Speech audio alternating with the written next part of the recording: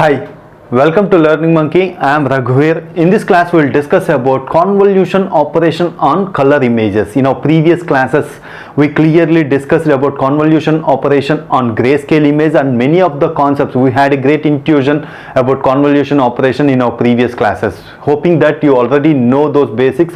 Based on that assumption, we are continuing this class. This is a continuation class. Please follow our playlist from the beginning so that you will have a better understanding of the complete deep learning concepts. The link for the playlist is provided in the description below. Coming to today's class, let's take an example and understand what's the convolution operation on color images. In our last classes, we discussed that color images is having, if you take a pixel in the color image, we are having three values: red, green and blue. Based on the combination, we are getting the different color values.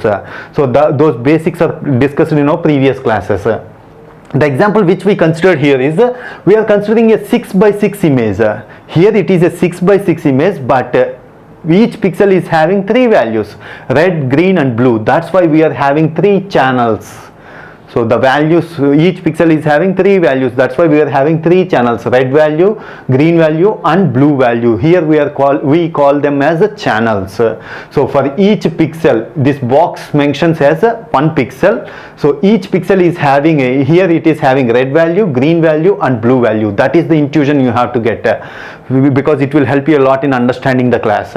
Okay, each one is having three values. That's why we are taking a filter of size 3 by 3 by 3.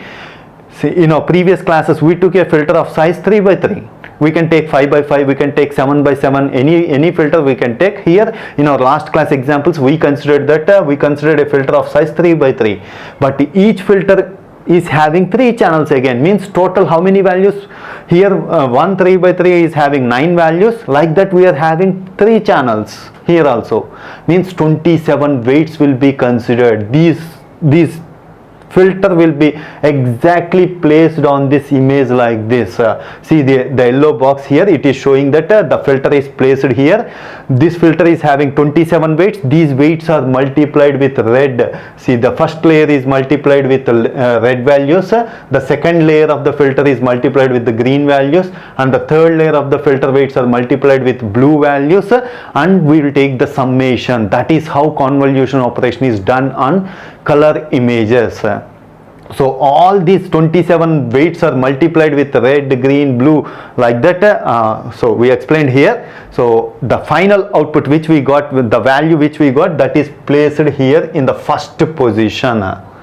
So the remaining things are exactly same. We will move one step right, then again convolution, one step right, convolution, one step down, convolution, one step down, convolution. That is how we will do the convolution operation. After convolving this 3 by 3 by 3 filter on the color image, the value that we got here is this is 4 by 4 image. See here, it is very important. We will get a 4 by 4 image. So what happens here is we can take different values, different weights on this filter, and we can convolve on this. By taking different values, we can identify vertical edges, we can identify horizontal edges, like that. This example covered in our last class. By taking different values, we can, after convolution, we are identifying the vertical edges. Assume that this filter is having values to identify vertical edges. The output which comes here is it is identifying the vertical edges. The real-time example is shown in our last class. The same way we'll get vertical edges. If you take one more filter and convolve on this, if the filter values are tuned in such a way such that it is identifying horizontal edges. So we will get one more 4 by 4 which is identifying horizontal edges. This is how convolution operation is done on our color images. Let's take a deeper intuition about this, how in all the layers it is done. Now let's take an example. See here, we are taking the first image, the image which is having red, green and blue values. We are taking filter 1 and filter 2. Assume that filter 1 is identifying vertical edges, filter 2 is identifying horizontal edges. The output which we got here is 4 by 4. The output which we got here is 4 by 4. So how we got 4 by 4, we discussed it previously. The same equation we are using, the same equation applies here also. How we got this 4 by 4. Okay. So we are this image is identifying vertical edges, this image is identifying horizontal edges. These two images which we got from the first layer after applying the F1 and F2, these images are taken as input to the next layer. How we take these two as a combination to the next layer, that we will discuss in a minute. So let's understand some more intuition about these filters F1 and F2. In our artificial neural networks, in the beginning of our deep learning classes, first 20 classes we discussed about artificial neural networks. So this is the input layer X1 and X2. We are having two inputs and this is our first hidden layer. Each neuron is having is provided with some weights. The weights are multiplied with inputs and their summation. They are having the summation value, and we applied the bias term also. It is exactly working as a linear equation, right? So that is what is happening here. And after doing the multiplication of weights with the inputs and summation of that value is sent as an input to the sigmoid or ReLU activation function for providing non-linearity.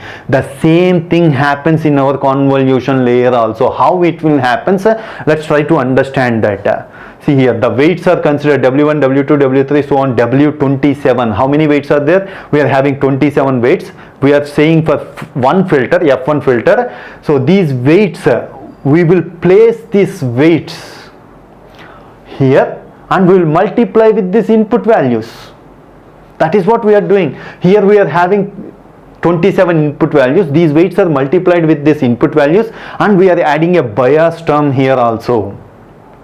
So bias term, the output which we got after summation is sent into the ReLU function. The output which we got after ReLU function is placed here. Means we are providing non-linearity also. So why we are providing non-linearity, that discussion is clearly discussed in our artificial neural network. Because of that, the power of neural network is dependent on by providing this non-linearity. So this is how the convolution operation is done. This value is done. Again, the weights are placed in our, see, if you take one step right, the same weights are placed by moving one step right, and the weights are multiplied with this values present in this image, and the bias term is the same, and the summation value is sent into the ReLU function, so that it is providing the non-linearity. That value is placed in the second box. That is how the convolution operation, the filter values are adding up by adding a sigmoid function, means activation function. We call it as activation function. That is how we provide the non-linearity. Let's take a big picture how these first layer outputs are taken as the input to the second layer. That also we will discuss here, how it works in the second layer. Let's assume that this is our image. This image we are taking it as first F1, F2, F3, so on, n filters we considered here. We convolve this first filter on this image and we'll get an output of 4x4, and we convolve this F2 on this image, we get an output of 4x4. Assume that we discussed that in our last class, the weight values which are used in F1, F2, F3, all these weight values, we don't consider the weight values to identify vertical edges, to identify horizontal edges. Our neural network itself identify the weights, randomly select some weights during the loss by back propagation. Our neural network itself identify the weights to identify the edges, 45 degrees edges, 75 degrees edges. So these filter the weights present in this, how many weights we are presenting here? 27 weights. They will automatically adjust to identify the edges. Assume that this F1 is trying to identify vertical edges, F2 is trying to identify horizontal edges, F3 is trying to identify 45 degrees edges, Fn is trying to identify some 75 degrees edges. So we are getting how many outputs? N outputs we are getting. All these N outputs are again considered as the input to the second layer. See here, 1, 2, this one is considered as first one, this one is considered as second one, this one third one, so on. How many outputs we are getting here? N outputs. So for the second layer in our convolution, second convolution layer, how many channels we are having? We are having N channels. If you take the filter on our second, on this image, how many the filter will having? 3 by 3 by n. So that is the reason in our last class we discussed that first layer it is identifying edges, in our second layer it is identifying shapes, in our third layer it is identifying complex shapes. So we seen the image, output images in our last class example. So that is the reason why it is identifying shapes in the second layer. Means see here it is identifying vertical edges, horizontal edges, all these edges. So the second layer, this filter is convolving on this n channels, so that it is identifying shapes in the second layer.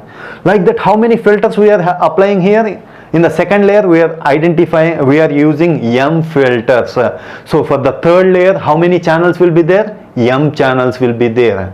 So always remember this number of channels, filter number of channels is equal to the input number of channels. So in the coding part, no need to mention this channel values. Automatically it will take based on the input. Here it will take 3 value, here it will take n value. No need to mention, we just mention the 3 by 3, that's it. We no need to mention this n. Automatically convolution neural network, whatever scikit-learn in the TensorFlow, it will automatically take the channel values. This is all about convolution neural network. Hope you understand the concept. If you have any questions regarding the concept, please post your questions in the comment section below. Thanks for watching. If you haven't subscribed to our channel, please subscribe to our channel and press bell icon for the latest updates. Thank you.